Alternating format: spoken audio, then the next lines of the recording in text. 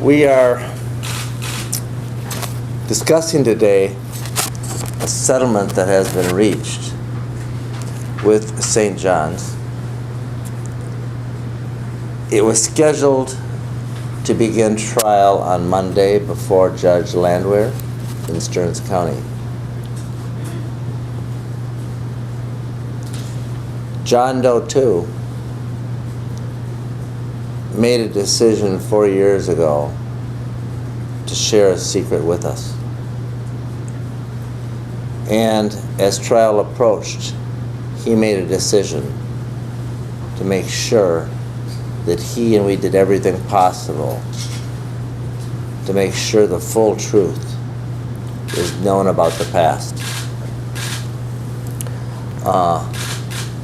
That we have to look back at what has been to move forward.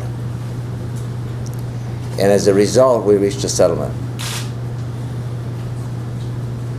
The amount of that settlement isn't what is important today, but what is important today is that he had the courage to stand up for himself and all the other kids who have been harmed in the past and perhaps won't be because of the action and the courage that he has demonstrated today and in preparation for this trial, which has been rigorous. This settlement requires St. John's to disclose and reveal to us and to the public the histories and the files of 19 offenders, brothers, monks, and priests from St. John's. The file pertaining to the offender that raped him, Father Allen, also known as Father Gilbert Tarleton, is being released today. The files of all these other credibly accused offenders will be released in the days and weeks and months to come. The history revealed here is that there has been a pattern and there has been a practice. And it's not just about the offenders that couldn't control their own sexual impulses. It's about the choices the top officials made to protect them and not reveal the truth. And what Troy made a decision to do, come on in here, Troy, is to say the truth must be known. The truth must be known. Those files must be revealed. And who made what choices when must be known so it's not allowed to continue. And so for that reason, this file of Alan Tarleton, the monk, the prefect, the teacher that raped him in 1977, is being released today.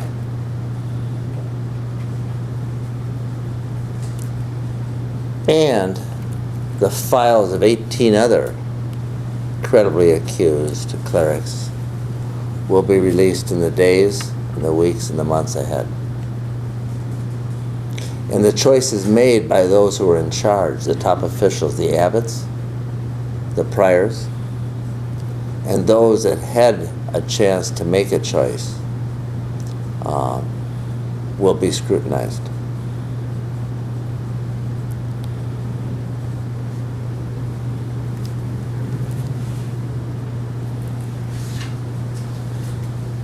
When Troy made the decision to take this case to trial and the decision to settle it in a radical and in many ways unprecedented way, it was a choice that he made to make sure as best he can and we can that other kids will not be hurt the way he was.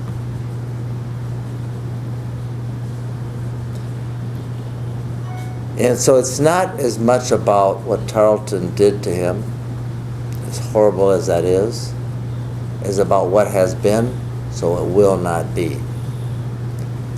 And it's also a harsh and sorrowful reality that we stand here today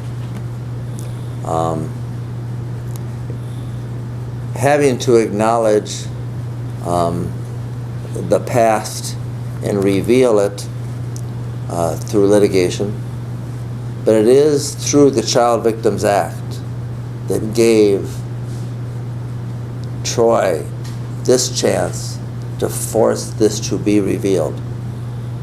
Because for 20 years, the courthouse doors have been shut to survivors like Troy, and thus prevented from not only revealing their own stories and their own truths, but the painful truths of the past. And so it is with great hope that we give credit to you, Troy, for standing up, speaking truth. And we'd like to hear from you.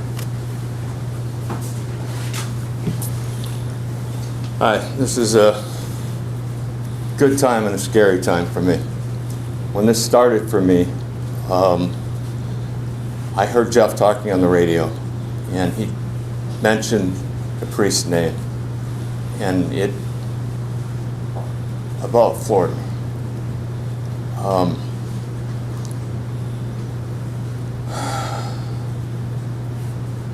There's a lot of guilt and shame that goes along with what happened. And it's difficult for people to step forward and say, this is what happened to me. 1977, I was a wild kid who had heard of a priest that had abused kids, who had heard of a priest that had sex with adults, let alone male adults or male kids. The shame that goes with that is amazingly difficult. And I'm talking to you guys that are still out there, because there's a lot of people behind me and a lot of people that have had this happen that have not stepped forward. The guilt and the shame that we feel doesn't belong to us.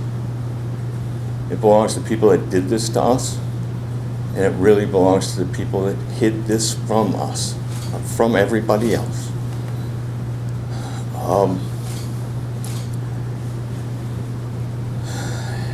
The things that I really wanted when this whole thing started, when I came down to talk to Jeff, I wanted 5 things. Each thing I thought would take a piece of myself back, because it does tremendous damage. So everywhere along the line, what we wanted to do is we want to make Tarleton responsible for what he did. So the way it started is I came out as John Doe 1 or 2. I put my name up. When I stood up and put my name up, I took a piece of me back, a piece of my power back. When we got Tarleton to talk about what happened, I got another piece of me back. When we got the abbot to come forward and say, we believe what had happened, I got another piece of me back.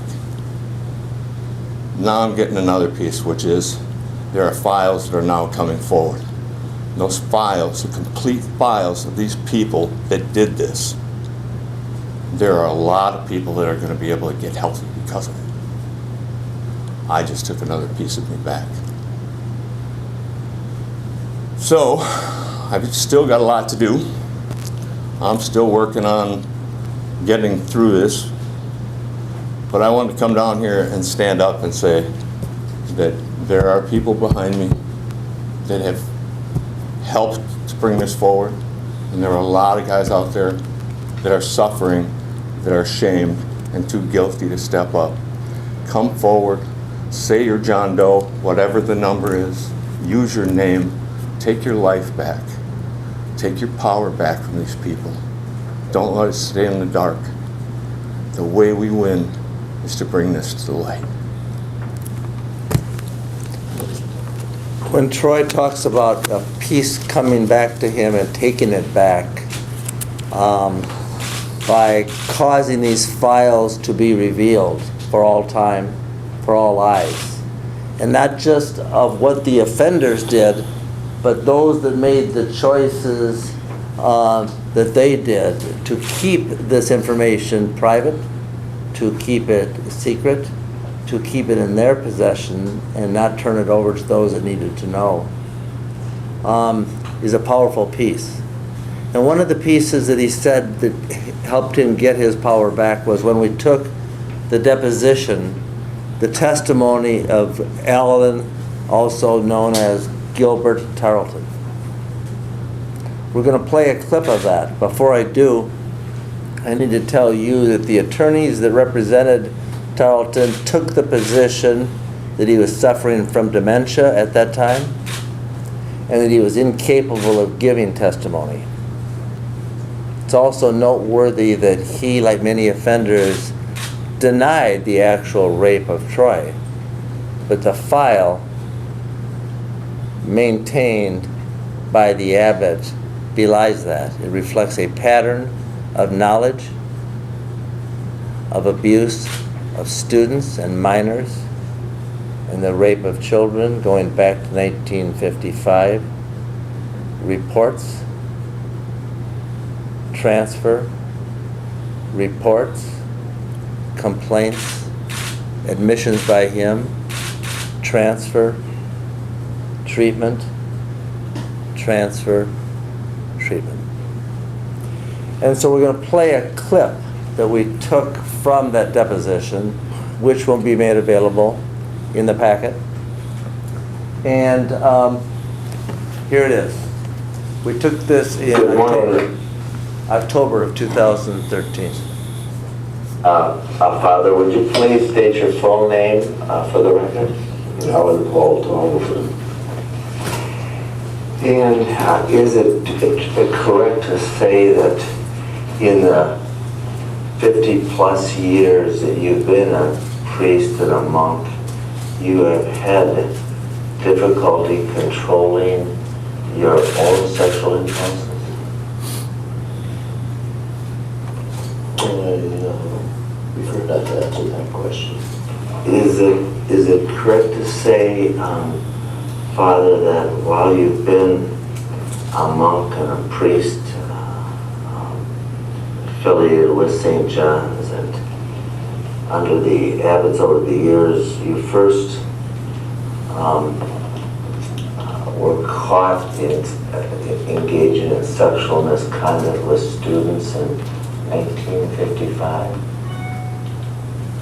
When would like to take my Fifth Amendment right? Do you remember anally penetrating students at St. John's? Never. Never. Do you remember engaging in sexual contact with students at the prep school? I refuse to answer that question.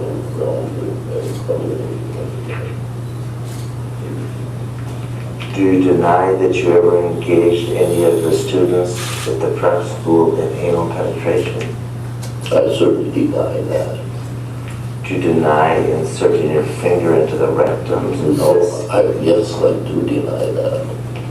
Do you deny having placed your hands upon the genitals of prep students at St. John? I did do that, yes. How many times? How many? I don't remember that either. We play that and share that because that is a glimpse into the mind of the molester. But what's more important about that is that he couldn't control his sexual impulses any more than many of these offenders could. But there were choices made in the past in which the top officials, the abbots and the priors and the like, chose to protect them and keep it quiet. The good news is that the Abbey at St. John's and the Abbot today, and through this settlement, made a commitment to action, a commitment to transparency, a commitment to accountability,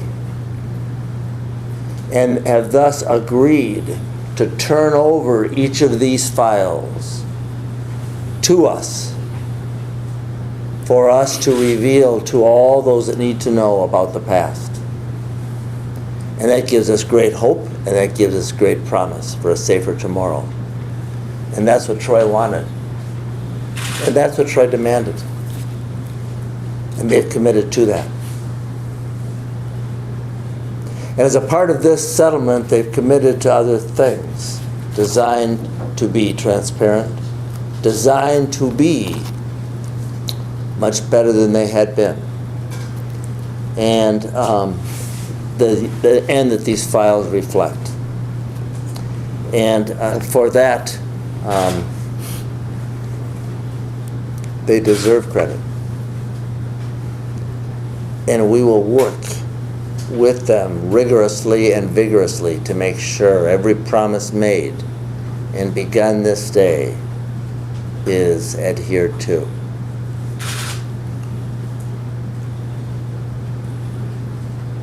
We're grateful to the legislature that passed the Child Victims Act that gave us this chance to have the past revealed and some measure of transparency and accountability today and to begin this journey. That window closes on May 25th of next year. And Mike Bryant, I'd like you to address that and how it plays here. It's been an honor to work with Troy. I mean, he's a courageous survivor that when he first heard the radio that he talked about in hearing Jeff talk about claims against St. John's, at that point he didn't have a claim. He was one of the people, one of the survivors that went to the legislature, talked to legislators, helped get a bill passed that opened the statute of limitations for 3 years. We're right now about in the middle of that. It's until May of next year.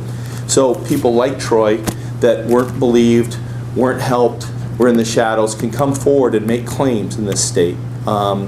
And it's through his actions, it's been clear since the very beginning that the biggest thing Troy wanted to do with this case was help other people. That's the reminder he gave us every time we got together, anytime we talked about what was going to happen with this case. Troy wanted those files, and he wanted to help other people come forward. And it's that act, it's the work of the legislature, and it's people like Troy that have made a difference. And it's been an honor to work with him, and I hope that more people hear that message, and that message continues to get out. And before we take questions, come on over here, Troy. I think what this file reveals is about the past. And Troy made a decision to, by bringing this suit and by the legislature opening this window for survivors, to really cause heat to be brought and light to be placed now upon the sorrowful and painful past. And from that heat and light comes change. And that is the change that we all yearn for and need to be.